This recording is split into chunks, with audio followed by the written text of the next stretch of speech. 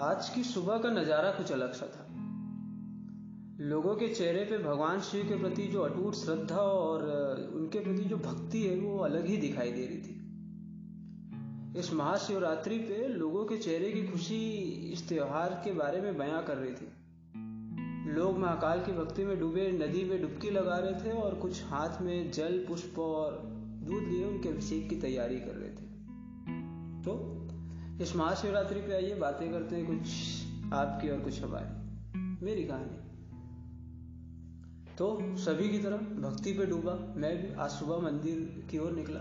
Mostly जाना नहीं होता, लेकिन आज ऐसा लगा कि महाशिवरात्रि भगवान शिव के दर्शन किए जाए। तो जब वहां पहुंचा, वहां का नज़ारा कुछ और सा था।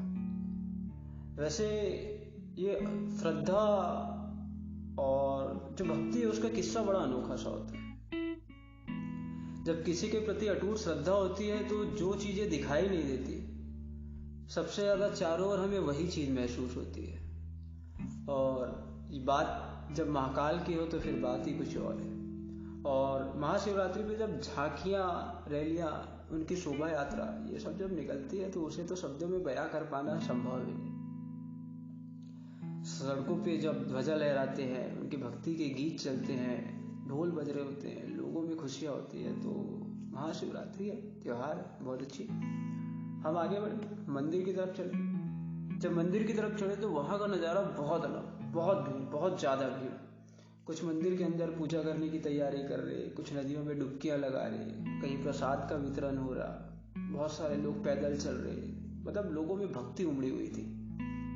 हम आगे बढ़े और मैं भी आज जब मंदिर जा रहा था, सुबह जब घर से निकला, तो अपने साथ में ख्वाहिशों का, अपनी समस्याओं का, अपनी मांग का पिटारा लिए आगे बढ़ रहा था कि जब दर्शन करने जाएंगे, जैसा मोस्टली होता है मंदिर जाना है, हाथ जोड़ना और भगवान से बहुत सारी चीजें मांगनी। तो जब मैं मंदिर की ओर आगे बढ़ा, मेरी बारी आई। लाइन में चलते चलते हम मंदिर की ओर आगे बढ़े तो उसी मंदिर की सीढ़ी पर एक आदमी था, थोड़ा सा चलने में असक्षम, पैर में थोड़ी सी तकलीफ। वो बैसाखी के सहारे धीरे धीरे ऊपर चढ़ रहा था।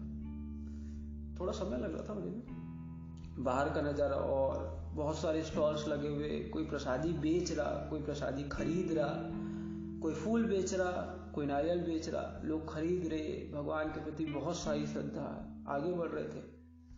और वही जैसा बाकी जगह होता है, मंदिर के बाहर कुछ मांगने वाले और उससे कहीं ज़्यादा दानदार, देने वाले, दोनों की अपनी अपनी जगह थी।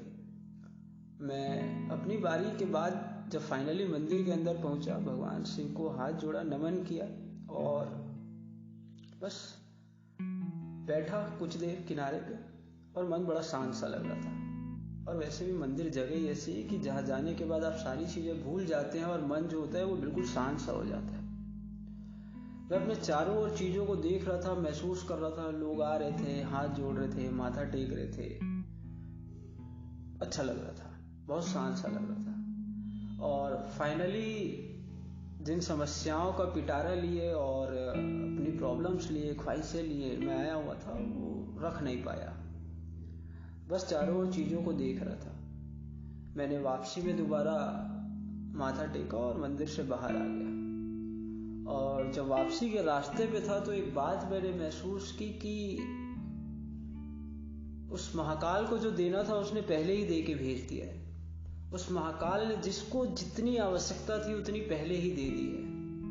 एक बात सीखने मिली कि जहां समस्या होती है, समाधान उसके जस्ट आस पास ही होता है। जहां मांगने वाला होता है वहीं पे देने वाला होता है, जहां खरीदने वाला होता है वहीं पे बेचने वाला होता है। चीजें समझ आई कि हम समस्याओं में बहुत ज्यादा घिरे हुए हैं, लेकिन उसका समाधान कहीं ना कहीं आसपास। वहां गया, जब दर्शन किया, जब लोगों को देखा, तो एक बात आज जरूर सीखने मिली, जो शायद सबसे इंपॉर्टेंट बात थी, कि हमारे पास किसी चीज की कमी नहीं है, हमारे पास दूसरों से कुछ अधिक है। जिस दिन ये बात समझ आ जाएगी कि हमारे पास दूसरों से कुछ अधिक है, उस दिन आधी चिंताएं तो वैसे ही खत्म हो जानी है। तो आइए इस महाशिवरात्रि पे महाकाल को हाथ जोड़ के नमन करते हैं और ये खुशियां मनाते हैं। आप सभी को महाशिवरात्रि की ढेर सारी बधाई।